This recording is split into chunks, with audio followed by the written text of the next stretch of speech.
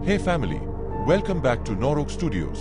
Film की कहानी एक स्पेसशिप के विनाश से शुरू होती है। जॉर्डन एक सुपरनैचुरल क्रीचर पावर क्रिस्टल के ट्रांसपोर्टेशन के लिए जिम्मेदार है, जिसे जियो क्रिस्टल भी कहा जाता है।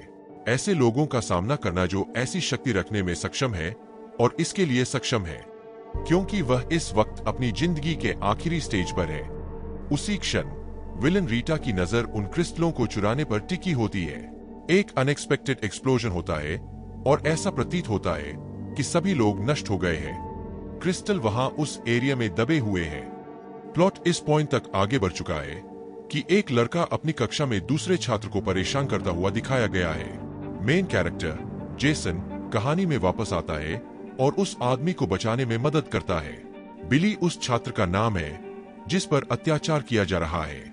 काफी समय एक साथ बिताने के बाद जेसन और बिली अच्छे दोस्त बन गए। वे एक खाली माइनिंग एरिया में एक साथ डेरा डालकर एक रात बिताने का फैसला करते हैं। इस स्थान पर उनकी मुलाकात एक अन्य लड़के और दो लड़कियों से होती है। रात के अंधेरे में हर किसी को बिजली चमकती दिखाई देती है और वे सभी अधिक क्यूरियस हो जाते हैं। वे वही जियो क्रिस्टल खोजते हैं जो शुरुआत में जॉर्डन एलियन के पास थे, लेकिन वे सभी इससे अनजान हैं। उसी समय माइनिंग एरिया सुरक्षा प्रकट होती है और वे सभी उन क्रिस्टलों को अपने साथ लेकर अपने घरों की ओर भागने में सफल हो जाते हैं। दूसरी ओर हम कुछ मछुआरों को मछली पकड़ते हुए देखते हैं और वे मछलियों के साथ एक महिला का शव भी पकड़ते हैं।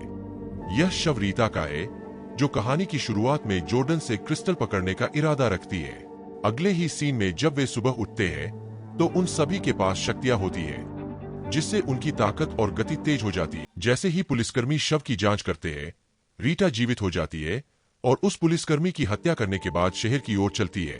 अब ये लोग अपनी शक्तियों का पता लगाते हैं और कुछ बुनियादी प्रशिक्षण लेते हैं। फिर वे पानी में भीगे हुए एक स्पेसशिप पर सवार होते हैं। वे सभी आश्चर्य हो जैसे मैं पहले अब आप इन क्रिस्टलों और ग्रह पृथ्वी की सुरक्षा करेंगे। दूसरी तरफ रीटा अपनी मैजिक गोल्ड स्टिक को पूरा करने के लिए गोल्ड के लिए बाहर है क्योंकि उसकी सोने की छड़ी में जादू है जो उसे अपनी सेना को जगाने में मदद करता है। इस दृश्य में जेसन और अन्य पावर रेंजर्स लड़ाई का अभ्यास कर रहे हैं ताकि वे रीटा की वापसी पर उसके साथ प्रतिस्पर्धा कर सके।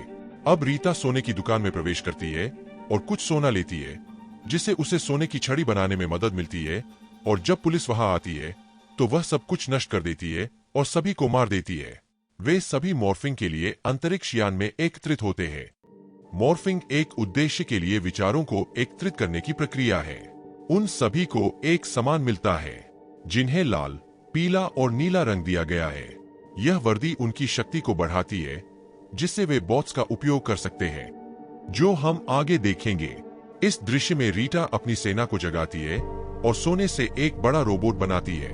अब पावर रेंजर्स वहां पहुंचते हैं और उनसे लड़ने लगते हैं जिसे फिल्म में बखूबी दिखाया गया है।